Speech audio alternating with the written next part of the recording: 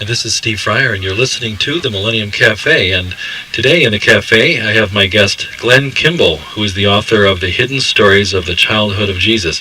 Welcome, Glenn. Welcome to you. It's a wonderful holiday season, hasn't it been? Yes, it's always interesting to find something new around the holiday seasons. We always are so familiar with the creche and all the symbols of the nativity and so forth. But when I saw your book, The Hidden Stories of the Childhood of Jesus, I was very intrigued to find out more. And obviously by the title, you have done some research and have found some of the stories about Jesus and the life of those around him that are not included in the Bible. And I think that's very interesting, and I wanted to find out how you first came upon some of this material, and how did that all start to happen for you? Well, that's really a good question. You must understand that as a child, I was a collector. My father died with some wealth, but when we were young, we were poor as church mice, and so I collected everything from marbles to baseball cards, and when I got to be 18, I still had the spirit of collection in me, and I met a friend who had collected books, and I admired the fact that he had collected a particular genre of books, which was predominantly ancient manuscripts. And then when my family moved to South America, I met two Catholic priests who on my day off I used to pal around with them. They had the great ham radio systems. And these two gentlemen began to speak of ancient manuscripts that were in the Vatican Library. By the way, that library has 17 miles of books, if you were to line them up end to end, in the basement there. And they had been in a sort of exile from the security force of the Vatican. And that just piqued my interest. And so I began to collect some of the manuscripts that they had preserved and taken out of the Vatican. And then I, over the last 25 years, I've been able to collect literally tens of thousands of manuscripts that pertain to this particular genre. We have to remember that books at the time of Jesus were often just a few pages long because they had to do them by hand. They're not like the typical 180-page book with an ISBN number on the back that we'd find in a public library. And so I've been able to, and you wouldn't find them in that way in a public library today, and so you have to turn to great anthologies to find them. And well, that's what I'm wondering. I mean, the average person isn't even aware that there are other books that could have been in the Bible that are available, and it would seem that this would be in the realm of esoteric scholars for them to only know about. And why don't we know more about these manuscripts that are not in the Bible about Jesus? Well, you bring up a good point, and that's probably the common misconception. The gentlemen who preserved the manuscripts for us, I wouldn't term them esoteric scholars. The real scholars, the pros, the professionals in the industry for 2,000 years have all known about the existence of extra-biblical manuscripts. As a matter of fact, the Nicene Council itself was held to primarily arbitrate the disagreements in the 3rd century A.D. over the existence of all of the fragmented books that were in the buried libraries of the fragmented faiths. The apostles had performed their traveling ministries, and each of the libraries was different and hand-done. And so some believed in certain documents and some believed in other documents, and the combination of all of the documents that were available was huge. It dwarfs the Bible in size. How many books would you say were not included in the Bible, Glenn? My guesstimate, the ones that would be caliber of biblical quality, probably 10,000 or better. Wow, that's amazing. How come we don't know about this? This is just incredible. Yeah, I'm being extremely conservative, but we can reference that. Let me give you a point of perspective so you can see it on the horizon here. All right. When they retrieved the Old Testament from Egypt, by the way, by the time of the life of Jesus, all of the books except the Torah were banned from Palestine and had been since the 3rd century B.C. They chose a delegation of 7 priests from each of the tribes of Israel to go to Egypt to retrieve ancient scripture, and that's how we got our Old Testament. They did that in 73 B.C. They chose from the library, the Great Library at Alexandria, Egypt, which had 760,000 scrolls. Now, most of those pertain to religious holy writings. And so you can understand the magnitude and the potential of the books that could have been included when you reference that number of 760,000 scrolls for the Old Testament selection. Well, you referenced the Council of Nicaea in the 3rd century as being the place where many of the books were included or decided upon to be excluded. What kind of a process did they go through? What was the determining factor on most of these books that were included? Well, the methodology for selection was a final vote, and the people who were invited to attend were the predominant second-generation apostolic fathers that were the best known in the religious circles at that particular moment in time, but they excluded people like the great Eusebius, who was the father of ecclesiastical history, who lived in the 3rd century. And by the way, we have his writings available in the public library today in great anthologies. He was excluded because he was a proponent of including additional manuscripts into the canon. He wasn't even invited to the Nicene Council. Largely, the proponent for including extra manuscripts at that moment in time was the great Bishop Arius from Egypt, who knew of the extensive libraries, had been in the near Alexandria, Egypt, had heard and possessed many of the extra biblical documents. And most of the second-generation apostolic fathers had limited libraries, and they were very much against Arius standing up and saying, hey, there's a lot of manuscripts out there. And they really only wanted to protect their own precious writings. For example, they all had a few letters of Paul. We think that the letters of Paul in the Bible are the extent of the letters that he wrote. In reality, we have great copies of additional letters of Paul that were excluded from the canon for political reasons, because they simply were not popular or were written to churches that were not big enough to influence the Nicene Council. Well, has it been your experience that the ministers and priests of our time are actually interested in learning about these extra Bible books and stories? Some are and some are not. It depends upon how their own personal attitudes. I found a great groundswell of people who are very fascinated with the extra biblical works, and primarily because the majority of the history of the life of Jesus and his apostles are included in the extra biblical works. We notice, for example, in the Bible that we're missing huge numbers of years in the life of Jesus himself, which is aggravating to the common person who thinks that we have a little story of Jesus around Christmas time. We have a little vignette at the age of 12, and then it jumps to his final ministry and what happened to him the rest of his life. And we think that there is no more, and that is simply not true. That's always been a question of mine. What happened to the life of Jesus before age 30? Where was he in those years? Well, we follow the actual genealogy or biography of Jesus. We find that his dad, Joseph, who had been married to the Virgin Mary, died when Jesus was about 14 or 15.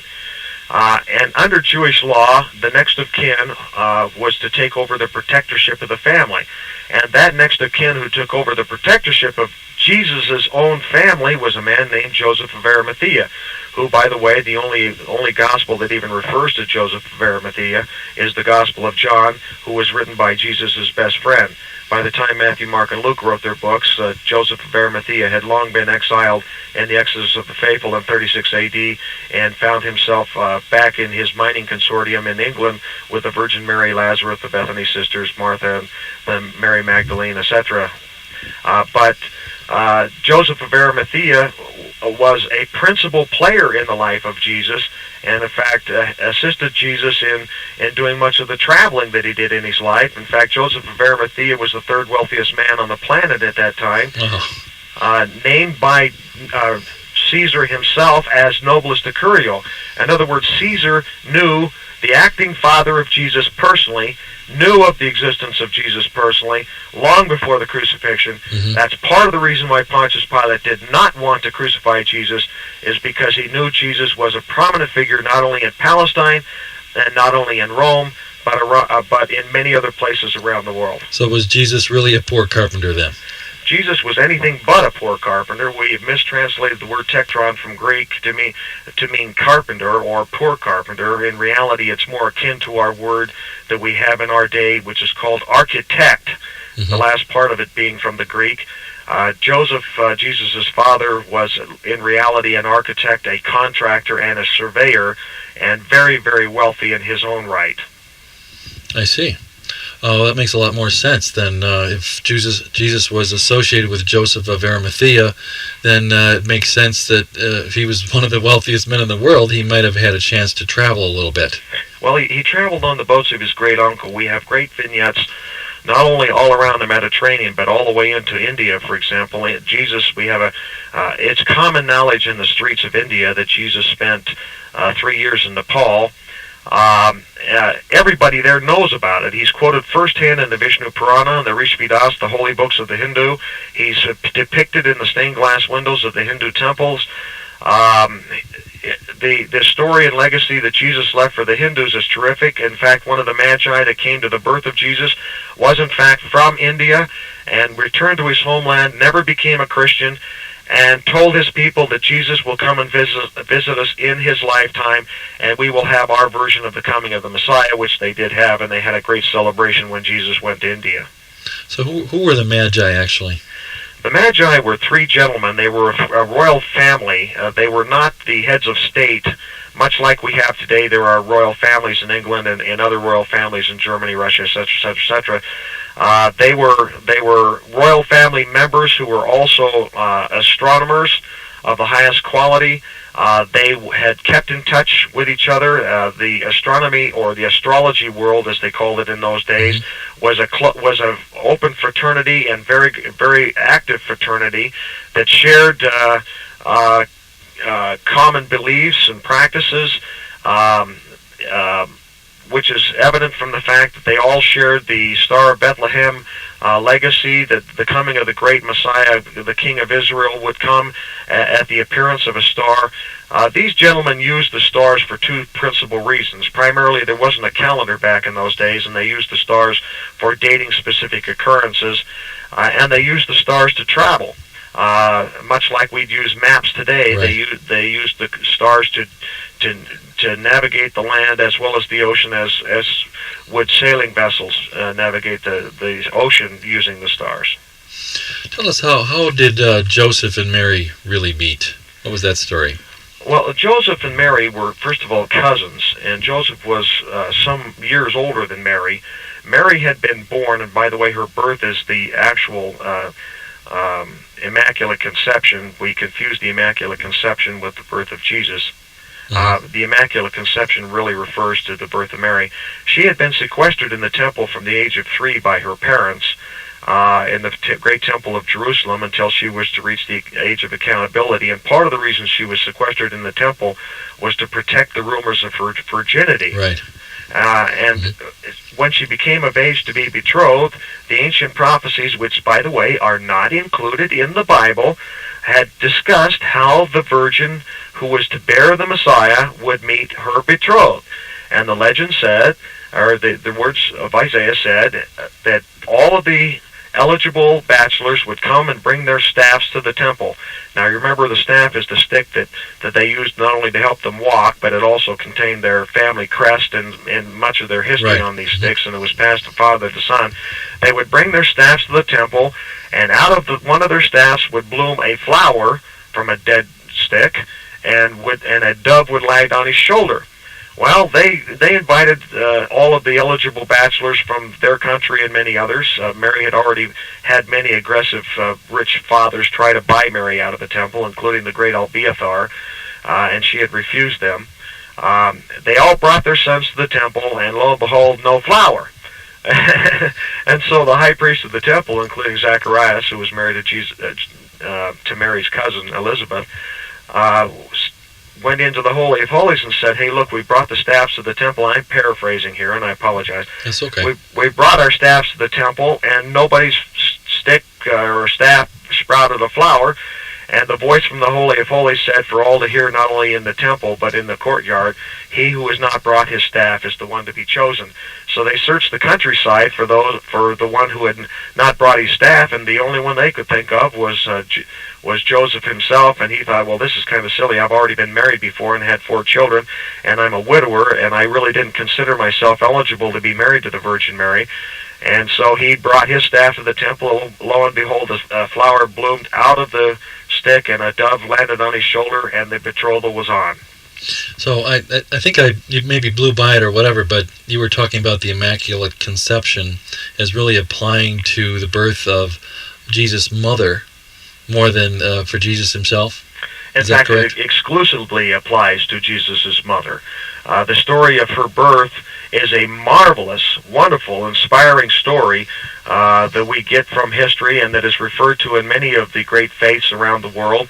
But nobody has included that particular story in the Bible, and that is included in my book. Oh, that's great. Called The Hidden Stories of the Childhood of Jesus. The birth of Mary should be a story that every child knows in Sunday school, right. And we do not because someone voted it down. That is a good story. Well, let's see. When did Jesus' parents die? Well, as we had mentioned earlier, Joseph had died when Jesus was about 14 or 15. Mary survived until after the crucifixion. After the crucifixion, there was a great exodus of the faithful because of the Roman persecutions and because of the Sadducean persecutions in Palestine. She left on a boat, and there's ship manifests and records to this effect. She left with Joseph of Arimathea, who was, in fact, her rightful protector under Jewish law, and had been the acting father of the family for some years. She left Jerusalem with Lazarus, Mary Magdalene, the Bethany sisters, and Martha on a boat. They were thrown out of the country by the Sadducees in 36 A.D., and set adrift in the Mediterranean on a boat with no oars and no sails. Wow. The Sadducees couldn't shed blood under their law, but they could certainly push people toward causing them to die. But they didn't count on the fact that Joseph of Arimathea was no stranger to ocean vessels, and in fact he rigged his own sails and sailed to France and then ultimately to England, where he becomes Saint Joseph in our tradition. And so Mary ends up living and dying in England, where Jesus had visited many times during his lifetime and had built a home out of wattle wood in legend, and she lived there until she died in 48 A.D. Well, are there any stories about Jesus in Egypt? Well, there's a lot of stories about Jesus in Egypt. As a matter of fact, Joseph of Arimathea, his original name and the name on his death records is Joseph of Mararica, or Mararica, Egypt. Mm-hmm. So they owned property in Egypt, the great family of Jesus did. Part of the reason they escaped to Egypt was not because they were going to a foreign country, but because they were going to a place that was familiar to them when Jesus was just an infant. And so the stories of Jesus' infancy in Egypt, which, by the way, are also included in my book, Hidden Stories of the Childhood of Jesus, are numerous and are astounding, are wonderful, are inspirational, are inspiring, contradict with nobody's tradition, and yet we left those histories out because they were predominantly housed in Egyptian libraries and were not the focus of the second generation apostolic fathers. Let's talk more about the childhood of Jesus, since that's the title of your book, and we could talk about a lot of things here. Who are some of Jesus' childhood friends, for instance? Wonderful question. Actually, Jesus had a real entourage of kids who played with him when he was young. One of his best friends when he was a child was a man named Judas, who eventually became the Judas in his 12 apostles, and who eventually betrayed him. There's a real cute story, well, probably not too cute, about Jesus and playing with Judas when he was a child, and how Judas was quite a reprobate when he was a kid, and so Judas was clearly one of the people that Jesus associated with when he was a child. He associated with Bartholomew and a number of different other famous entities, and he also had there's quite a barrage of stories of Jesus playing with his young friends and the various healings and miracles he did as a very young child. One of the misnomers we have in the New Testament is that the only miracles Jesus performed were in the later years of his life, and that is just simply not true. The miracles associated with the birth of Jesus began at his birth and continued through his whole life, and why the stories of those miracles are not in the Bible is a great enigma that has plagued the world for 2,000 years. What's an example? I think I read in your book there was something that happened right after he was born in terms of a miracle. Oh, yeah. Well, obviously, the lady that delivered the baby Jesus, who, by the way, is not mentioned in the Bible. Once again, there was a midwife who delivered the baby Jesus. Her name was Salome, and she had a withered hand. And why Joseph and Mary were en route to Bethlehem, they got within 3 miles of Bethlehem when she went into labor, and Joseph left her in a cave, or in an opening in the rock, which was a cave. Which, by the way, if you go to Jerusalem today, they take you to that site as the real birthplace of Jesus. He left her there under the protectorship of his youngest son, James, who he had taken with him to Bethlehem. And he rushed into Bethlehem to find a midwife. He found a midwife. Her name was Salome. She came to the birth of Jesus, and as she delivered the baby Jesus, her hand was healed, and she later became a servant of the Holy Family, and followed Mary throughout her life, and in fact escaped on the great boat of Joseph of Arimathea in 36 AD, and went to England with Mary and attended to her the rest of her life. Amazing. Let's settle this manger question. You know, a lot of people, I've read some books that indicate that Jesus was not born in a manger, that actually the inns were full, of course, but because of the tax season. Is that correct?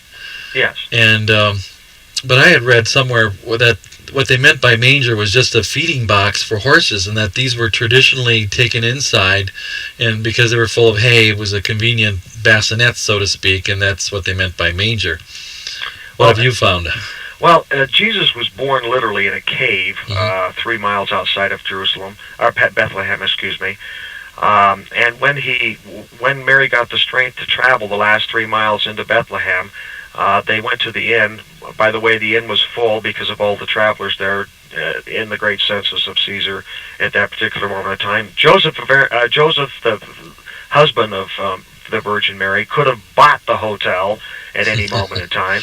Apparently had some political influence with the innkeeper because he allowed her to stay in the stable next to the inn, and they laid the baby Jesus in the stable, in the manger in the stable at that particular moment in time, which was better than staying in the countryside, which 90% of the rest of the people had to do. None of them got to stay in the city, and Joseph was powerful enough and politically known well enough that the innkeeper did him a favor and allowed him to stay next to the inn itself. I see. And by the way, while Jesus was in the manger, a few days after his birth, then came the shepherds, and a month later, then came the Magi. Perhaps I know I read in your book that there were some other miracles that Jesus did as a young child. What's the next miracle that happened after the healing of the withered hand? There's lots of miracles, and I don't know. I haven't sequenced them in terms of chronological order. There were lots of miracles while Jesus was a young infant in Egypt. There's a stream of them in my book that I have tried to place them in chronological order, but it was still a guess on my particular part because they were fragmented stories that were written by individuals in Egypt. One of the most spectacular of the healings that Jesus did while he was still an infant was that one of the fragmented princes of Pharaoh, was one of his sons had leprosy. By the time Jesus was born, remember, Cleopatra had already been dead for 46 years, and the Egyptian monarchy, or the pharaohs, had fragmented into pieces. And so one of those princesses, the son, was ill of leprosy, and through contact with the baby Jesus, that son was healed of his leprosy.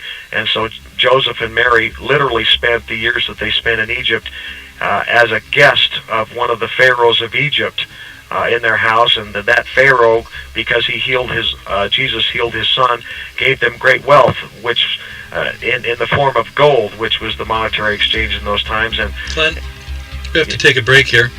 We're with Glenn Kimball, author of Hidden Stories of the Childhood of Jesus. You're listening to the Millennium Cafe. I'm Steve Fryer. Stay with us.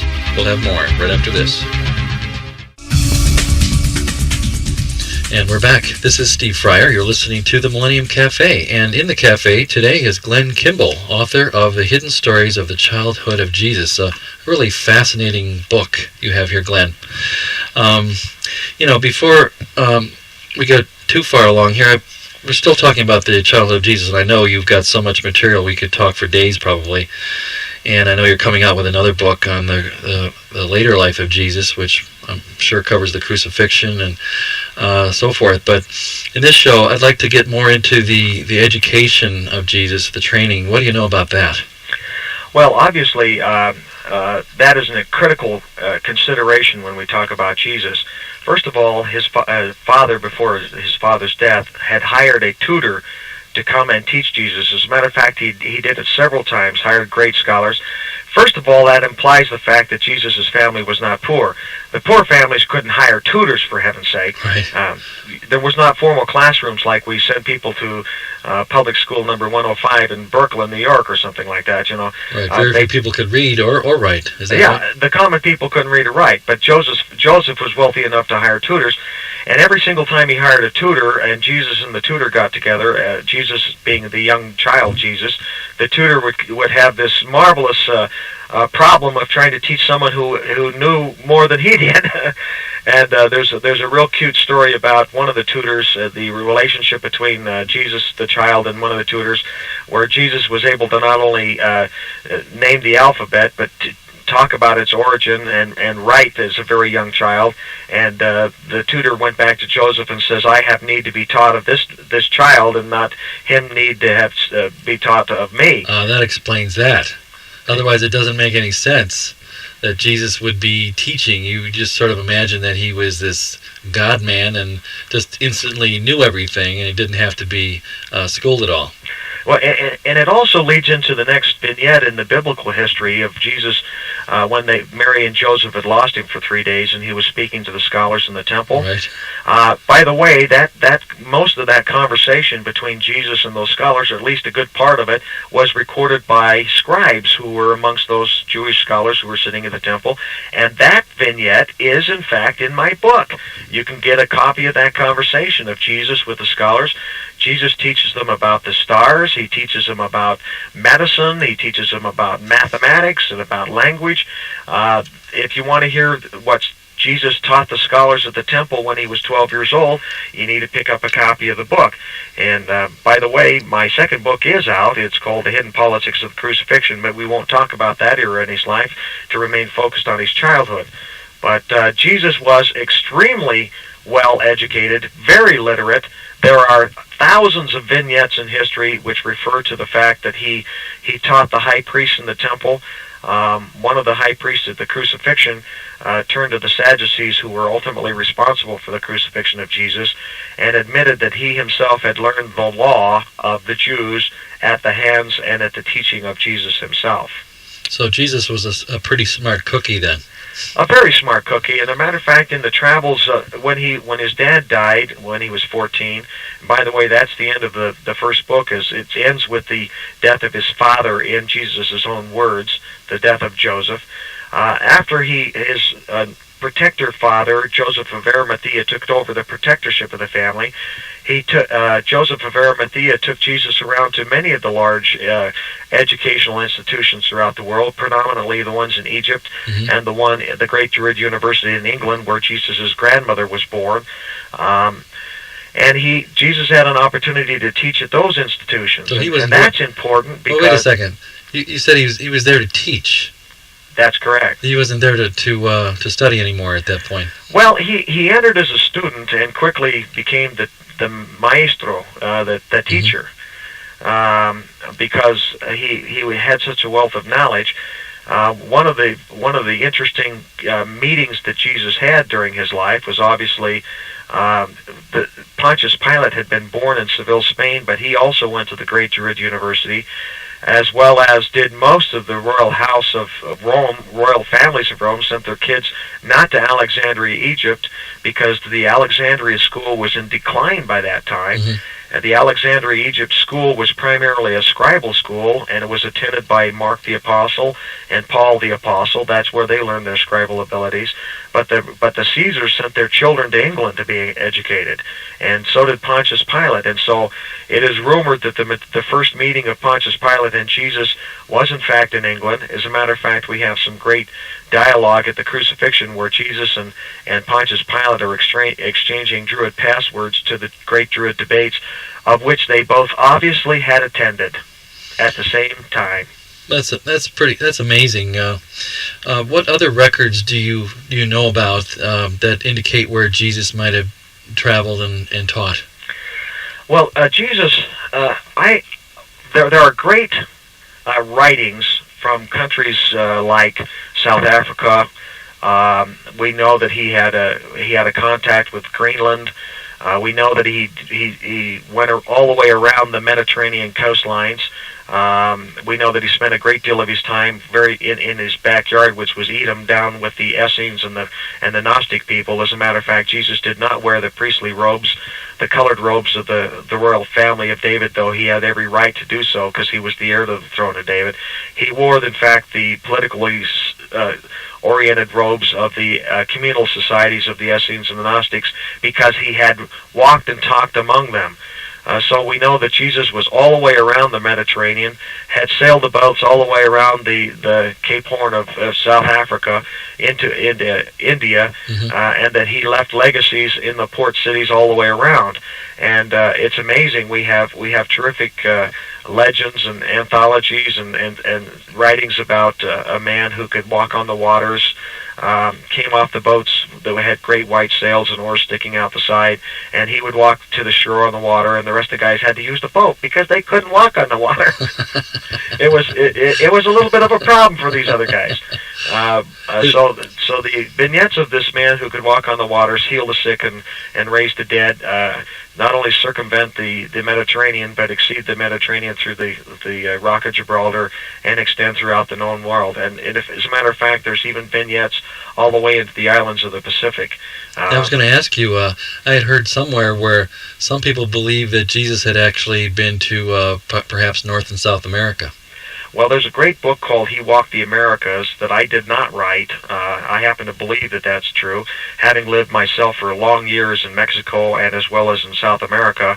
The great legends of Wakia or Wakara are obviously referring to a white-bearded god, creator of all the world.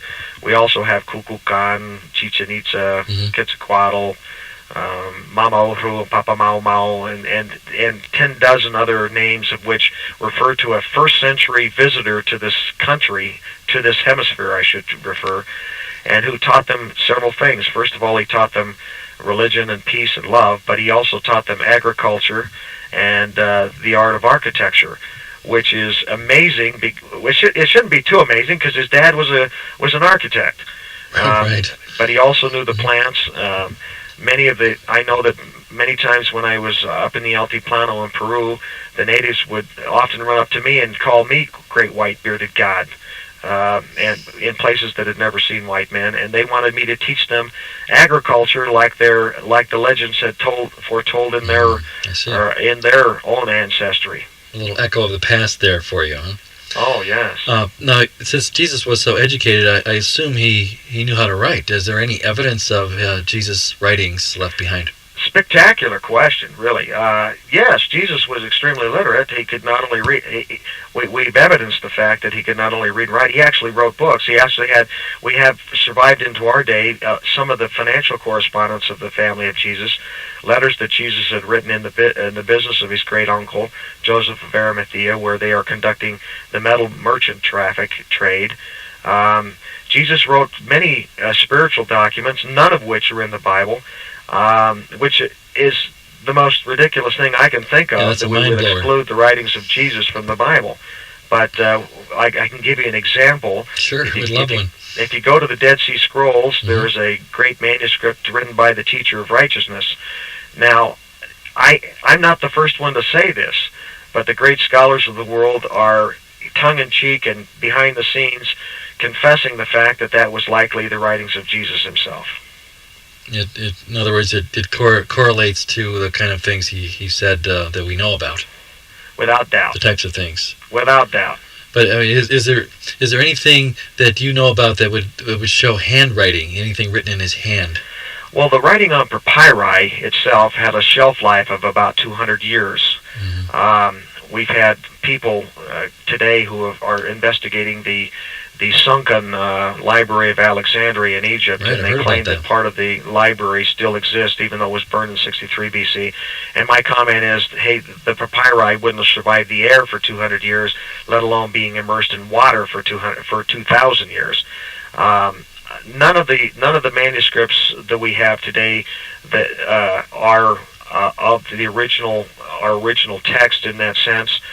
They are all copies of copies, because the shelf life of papyri was not that old. We know that they're ancient manuscripts. There are several periods in time when there was a information release. For example, in the 6th century A.D., when the Roman Empire fell, the Goths and the Visigoths came down and opened the Great Vatican Library, and many of the ancient manuscripts that we have today that are extra-biblical in nature come from the 2nd century and were copies that the Goths and Visigoths copied out of the Vatican Library. And that's important, too, because the Goths and the Visigoths were descendants of a great family called the House of David, or, in fact, the very literal family of Jesus himself. Mm-hmm. Now we're speaking with Glenn Kimball, the author of The Hidden Stories of the Childhood of Jesus. I understand you were on Art Bell a few weeks back, and also recently, and I know right after that happened, your book went to quite a high position on Amazon. What happened? Well, it's a struggle to be a new author, and I've really never intended to be an author in my life. Most of my research was all privately for myself, and it's back to my old baseball card collection days. I hate to be that flippant about the whole thing, but I have collected these and researched them for myself and for my own family. And when I've been asked to lecture so many times over the years, I finally acquiesced and decided to write books about the subject so that people would have it common knowledge in their own hands. It's amazing how many of these ancient manuscripts still exist in our public library system today. They are open in plain sight, and we've still refused to see them. So anyone who bought your book could go to the bibliography and perhaps go to their local public library and do some research of their own. Good idea. My intent exactly. You encourage that, then? I highly encourage that. As a matter of fact, my website, which is called ancientmanuscripts.com, is just new. It's only a few months old. But if you search the links, you'll find that the links provide links to the Vatican. They provide links to the Library of Congress, to people who have kept repositories of sacred writings. I found one guy in Australia who's done a marvelous job. I've linked to his site. We're going to link to all the great databases of the world so that people do not have to believe Glenn Kimball. They can find it out on their own. There was an interesting show on the Lifetime channel on television just recently, a portrait of the Virgin Mary, where for the first time, I've sent these people research for years. They finally come out for the first time on television, and these were great Catholic priest representatives and Episcopal representatives, and admitted that Joseph, the father of Jesus, had been married before. He had married the Virgin Mary, and in fact had 4 children before the Virgin Mary became his wife. That's the first time in public anyone's ever said something that brave, and I have to take part credit for it in my own mind, that these guys are finally coming out and starting to talk about the extra-biblical nature of Jesus. This is amazing material, Glenn, and again, we're speaking with Glenn Kimball, author of The Hidden Stories of the Childhood of Jesus. And I'm Steve Fryer. You're listening to the Millennium Cafe, and we'll be right back right after these few words from our sponsors.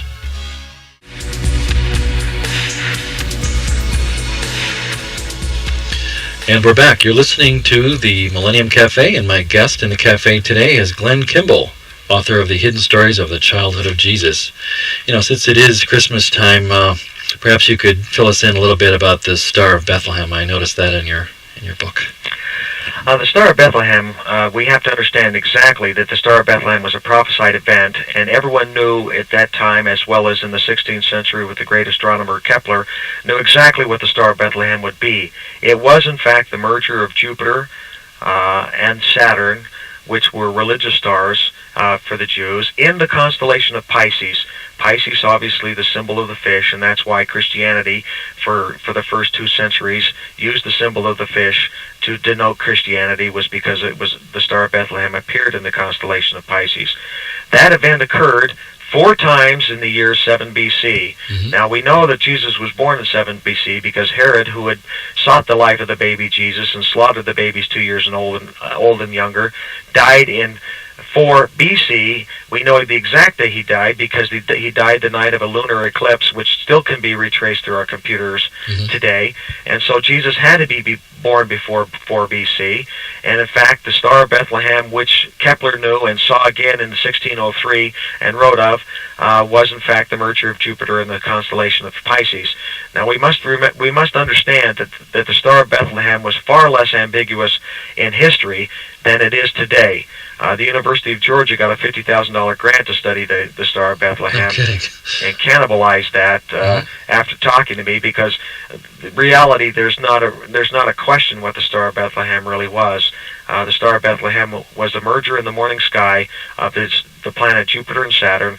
The rays of the sun obscured every other star in the sky except the merger of Jupiter and Saturn, and it appeared in the constellation of Pisces and triggered the great migration of the Magi to visit the birthplace of Jesus in Bethlehem, which, by the way, was in fact this east of them. And as the star moved over in the sky, it went from east to west. So they saw the star in the east. They followed the star's trajectory. They knew the city, but they certainly wouldn't have seen the star hover over an inn.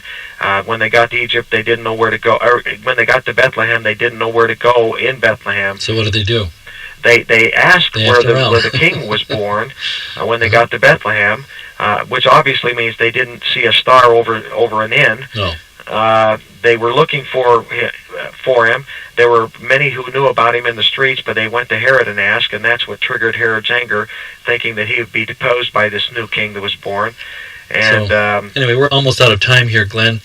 So I want to give out your website. It's been a really interesting discussion on the hidden stories of the childhood of Jesus. How can people get in touch with you? Well, they can buy my books at Walden Books or Barnes & Noble, or they can go to ancientmanuscripts.com on the web, and they can get either of the books, Hidden Stories of the Childhood of Jesus or Hidden Politics of the Crucifixion, and they can either order it off the web or they can go and order it from their own bookstore. It's well connected in the country. Ingram, who supplies 90% of the books nationwide, you can order from your own bookstore, and you can get an order special copy if there's not already one on the shelf, which I doubt there is because it's sold the books out. have been popular. They'll be back soon, though. Well, Glenn, I want to thank you, Glenn Kimball, for bringing us your hidden stories of the childhood of Jesus to the Millennium Cafe today. And it's just the perfect story for the day after Christmas. So I hope you do real well with it. Thank you. Thank you for being here in the cafe. This is Steve Fryer.